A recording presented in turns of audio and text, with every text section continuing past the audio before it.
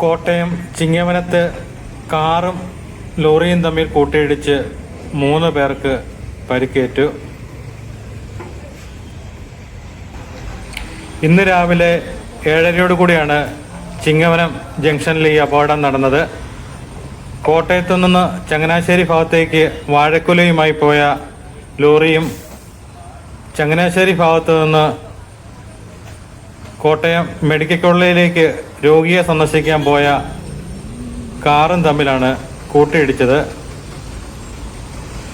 Car യാത്രക്കാരായ Mannar സ്വദേശികൾ നിഹാൽ, ഒപ്പമുണ്ടായിരുന്ന മജ്ജു, lorry driver എന്നിവർക്കാണ് പരിക്കേറ്റിരിക്കുന്നത്.